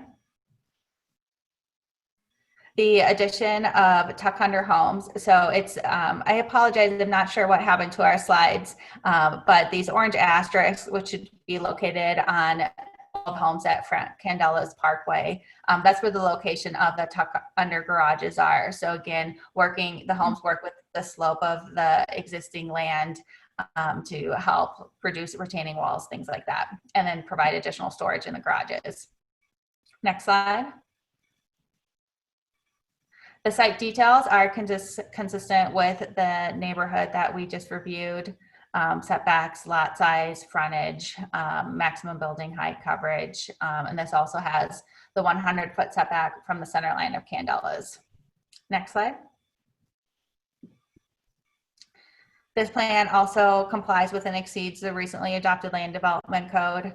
Of these 37 units, 26 of them have the 2-car driveway. So every home has a 2-car garage. 26 of the 37 have a 2-car driveway. And then there's 10 additional surface guest spaces within the neighborhood. Next slide.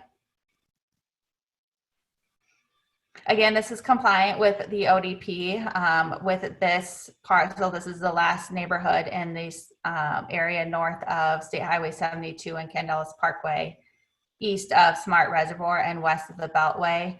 We're allowed 1,950 units. We're at 1,904, and this is the last parcel of those 1,950 units. Next slide. Again, the park has all been master planned across Candelas. So we were required 70.66 acres across the parcel. We exceed that by 18.11. Next slide. The open space is master planned as well. This parcel does exceed the open space on site. These units require 0.89 acres of open space, whereas 2.28 acres are provided on the site. So again, we exceed this overall open space number by approximately 181 acres. Next slide. And here you can see this neighborhood in a little bit more context and what the amenities that exist around it are. So just to the west, we have the Maverick Mesa Park. You can see there's a strong east-west trail corridor just north of this parcel, which connects you to the grander trail network within Candelas and some of the public parks to the east. Next slide. And again, as shown in the staff report, we are consistent with the approval criteria for the PDP, consistent with the comp plan, the outline development plan. We're providing increased housing diversity, comply with the land development code as modified with the PDP, providing integration and connection with the adjoining development. We have sufficient public safety, transportation, and utilities. Again, this was part of the master plan that anticipated not only these units, but additional units that will not exist. And we do mitigate any potential adverse impacts on adjacent properties. Next slide. And the same thing with the preliminary plat. We do meet the approval criteria for that as well, consistent with the comp plan and the ODP. Sufficient public safety, transportation, and utilities do not result in adverse impacts to the natural environment. We comply with applicable regulations, standards, requirements, or plans of the federal or state governments. We comply with applicable use, development, and design standards set in the LDC for major subdivisions. And this is designed with an entrance into the neighborhood. There's an established infrastructure to support this neighborhood. And with that, we have the same cast of characters here to answer any questions you may have on this neighborhood. Thank you for your time.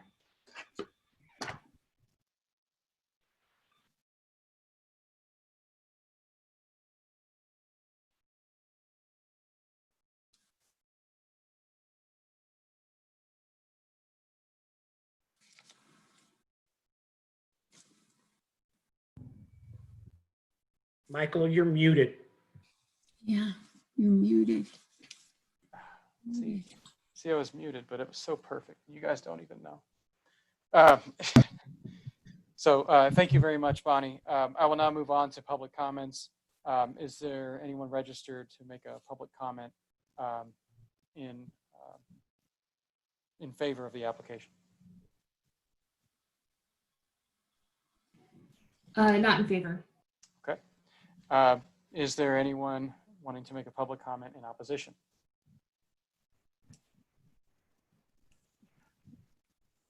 Mr. Vice Chair, I have added Linda Smith here to be able to address you all. Miss Linda Smith, please spell your last name and provide your address and provide your statement. Wait a minute. Give her a second. My name's Linda Smith, SMYTH. I'd like to thank the committee and especially Josie and Carol for the professionalism and guidance that they've provided in this process. We want to discuss some points for your consideration, and in keeping with Candela's motif of a safe and healthy life wide open. The first concern is on the parking. Tri-Point's proposal is to build 37 townhomes. Each unit has a 2-car garage but no basement. Typically, a townhouse without a basement results in items being stored in the garage. Of the 37 units, 26 have full-length driveways, 11 do not. With 2 cars per household, this would leave up to 22 cars without a space. The Tri-Point plan includes 10 guest parking spaces, some of which need to be designated as handicapped only. Where will the 22 cars and guests for all 37 townhomes park? Maverick Mesa Park has limited parking and is for those visiting the park. I would like to point out that for consideration, that there was a comparison conducted at the townhomes that are already built, and they had 25 cars either on the streets or in the guest parking spots, including one that was parallel to the house. And they have 2-car garages, no driveways. The second concern is the traffic at 9 4th and Salvia. This already is a busy intersection, especially in the mornings. This is on a school bus route, which adds more congestion. Are there plans to control the congestion and to maintain the atmosphere of the park and the safety of the school children? Third concern is the traffic safety on Candelas Parkway.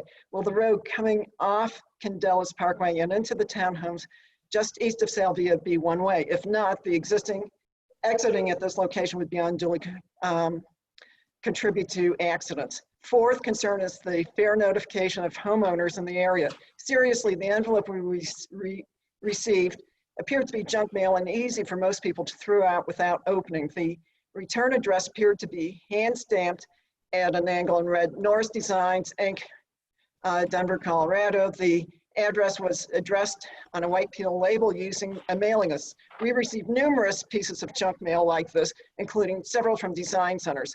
With the COVID-19 pandemic, I have a greater tendency to throw this out. I would recommend that you consider a policy used in other parts of the country. That is to require notification that is delivered by certified mail. Barring that, it might be appropriate to identify all on the envelope that the contents are important, as this is indisputably bears on property values. In fairness, the developers have a lot invested. Nearby homeowners have a lot more invested. The fifth concern is on the amenities of Candelas. Ms. Linda, that's time. Thank you very much for providing your input. Okay.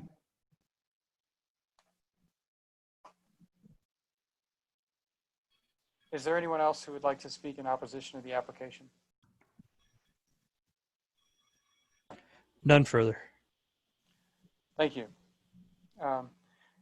Would the applicant like an opportunity for a rebuttal?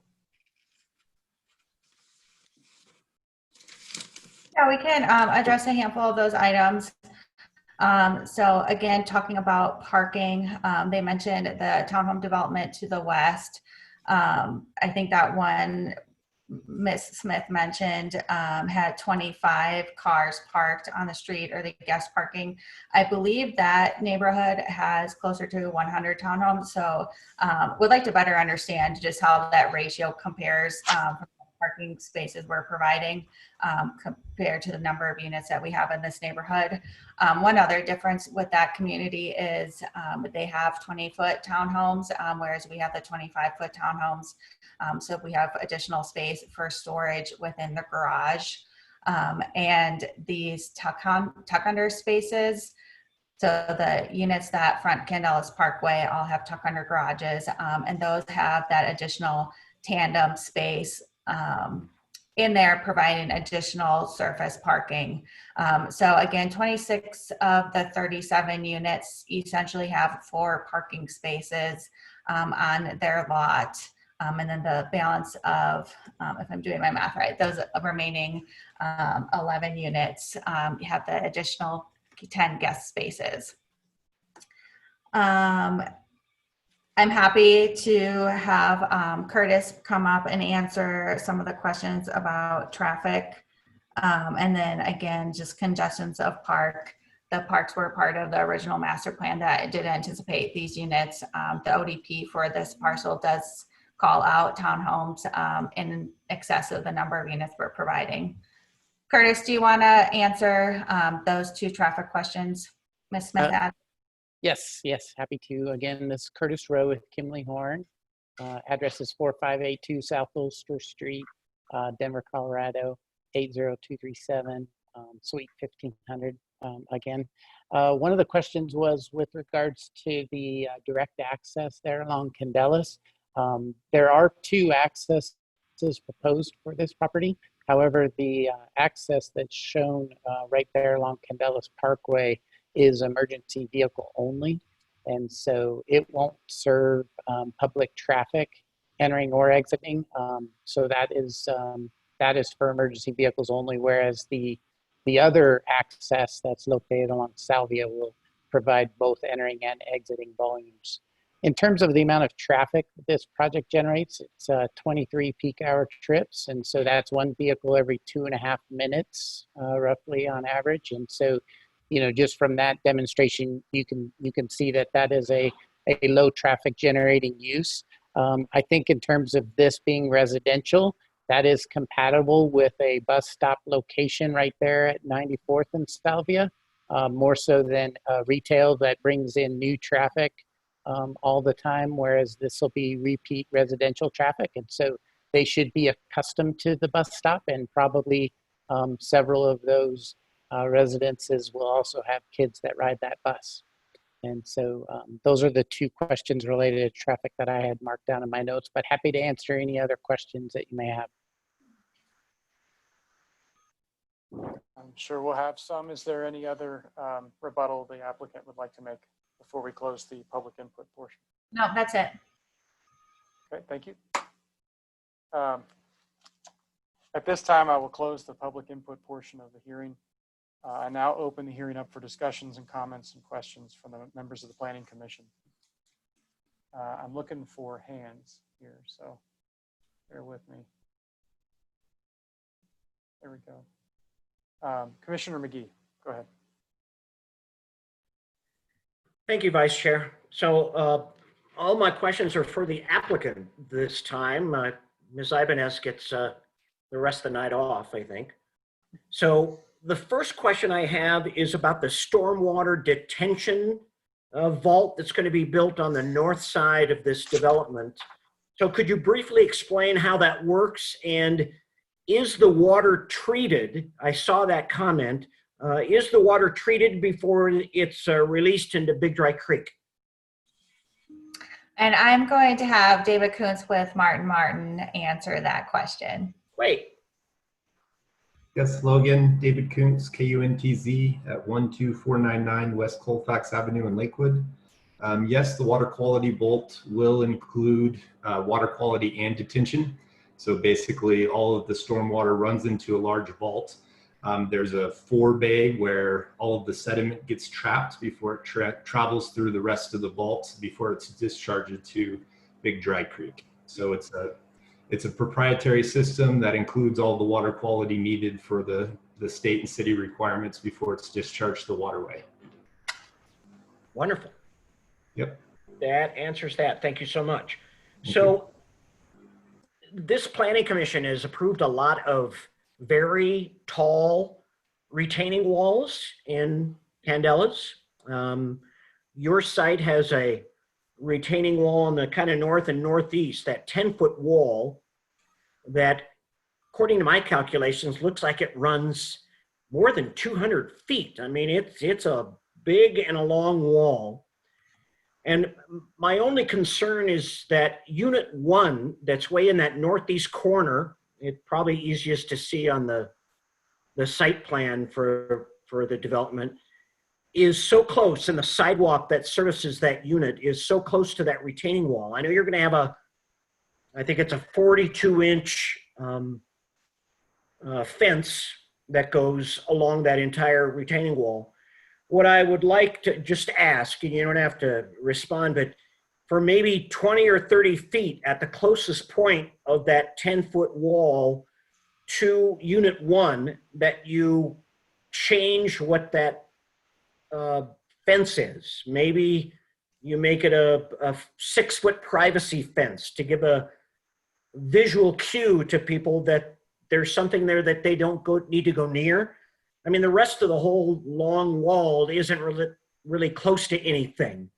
You could take some of your energy screens, those screens that you use to screen the, I think, the utility units on the side of the building, and put 2 or 3 of those along just the closest point to that unit number 1. So just something for you to consider that gives people a visual cue that don't come here. This is, it's a barrier, and don't do that. Okay, so on the landscaping plan, I appreciated everything that you provided. Again, a lot of trees, a lot of native grasses, which I truly appreciate, and I think is very appropriate for the windblown area of Candelas. And I appreciated the tree mitigation plan that you included, and I noticed that you're retaining 6 trees. I'm sure most of these trees were planted by the master developer along that monument sign and Austrian pines. You mentioned in your drawings that there are 18 trees that are going to be relocated slash removed. Do any of them actually get relocated? Does the master developer have a way for you to put them in some place where they can be reused again, or are all of them removed? And I'm going to have our landscape architect, I believe Sean Malone, is going to answer that question. Okay. Or possibly, yeah. And you may not even know at this point. That's a detail that you may just not even know, but I thought I'd ask.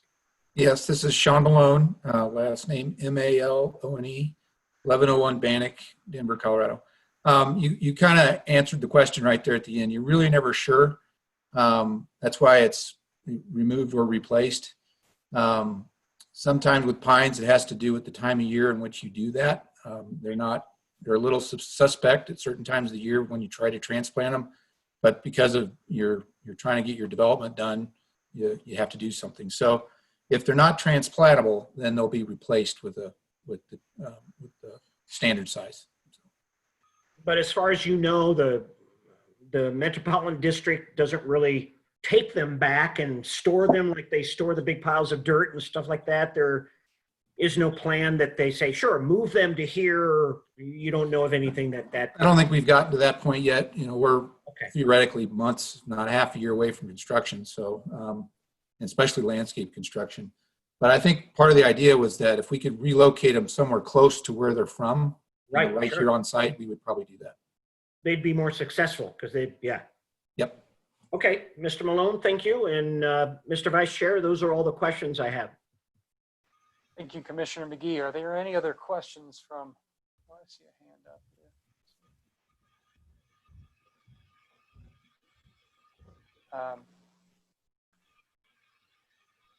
here. I don't see any other hands from commission. I see Linda, you have your hand up, Linda Smith, but at this time it's closed for public hearing. Okay. See no further discussion. Is there a motion? Mr. McGee.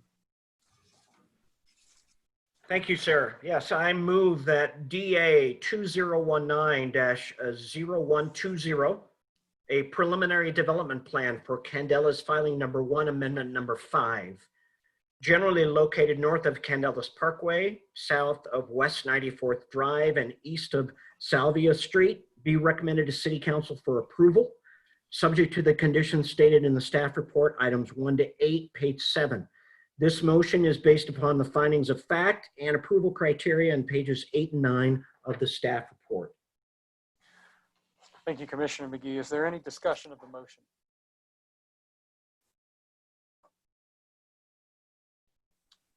Commissioner McGee. Yes, thank you. Just a comment that I think the applicant has done a good job with the design. These look like in the drawings like beautiful buildings. I mean, they've had to accommodate a unique site here with a change in elevation. That's why we've got retaining walls. I think the parking, when I first saw the parking numbers, I was going, they're going to have that many parking spaces? So I understand the neighbors. It's always a toss-up. Do we have too much parking or too little? I think this is a good balance. I like that the garages are usually oversized. And I would encourage that with the HOAs that they not just encourage people to park their cars in the garage, that it's a requirement. I mean, I would hope that you could make that a point in the HOAs and that they're told that at when they're going to buy.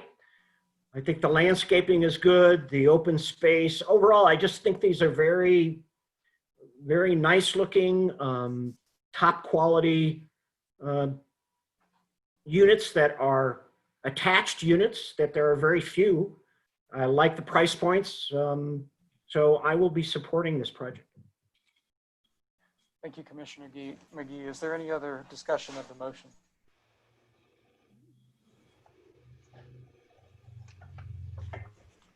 I would like to add a few things generally.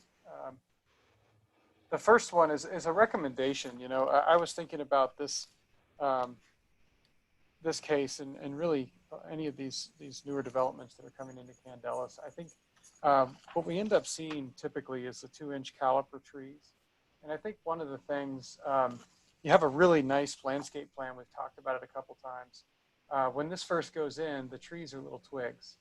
And it takes some time for the landscape to mature. Now, I've seen some developments that are using larger trees in a couple of special areas. And I think they're bumping up to maybe 3.5-inch to 4-inch caliper. So I would encourage the applicant to consider in their landscape drawings where larger caliber specimens might be mixed into more standard caliber trees to give a sense of establishment to this new section of Candelas. I think that would be just good neighborly action so that the buffering is robust early and not, you know, in 10 years.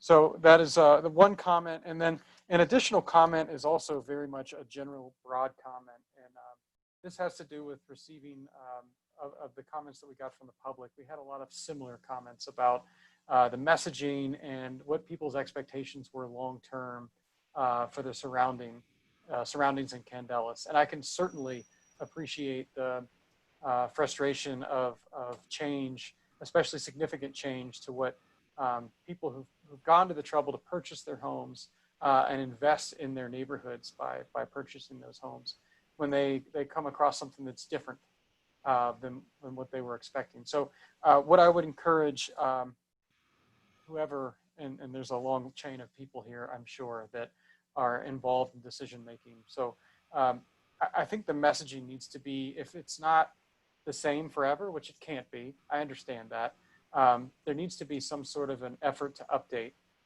people on intentions for changes in the community and the development as time moves forward. Because I feel like a lot of folks are maybe being blindsided, and I think the messaging can probably fix a lot of that.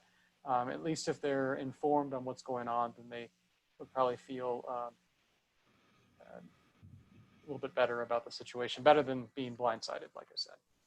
With that being said, I like a lot of what I'm seeing, and I think this is going to be an asset to Candelas. And I, especially in this particular one, appreciate the additional space because of the grade change. I think that extra storage will definitely be utilized. So seeing no further discussion, I will roll call a vote. So please say yay in favor or nay in opposition, starting with myself. Yay. Ms. Connell? Yay. Mr. Han? Yay. Mr. McGee? Yay. Mr. Gay?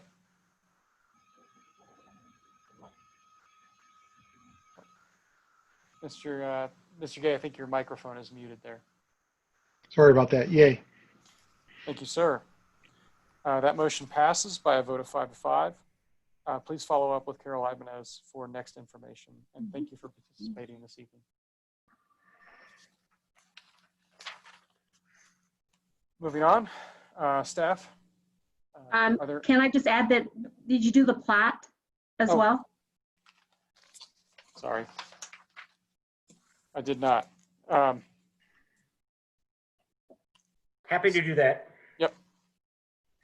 I Mr. move McGee. that DA 2019-0120, a preliminary plat for Candela's filing number 1, amendment number 5, generally located north of Candela's Parkway, south of West 94th Drive, and east of Salvia Street, be recommended to City Council for approval, subject to the conditions stated in the staff report, items 1 to 8, page 7.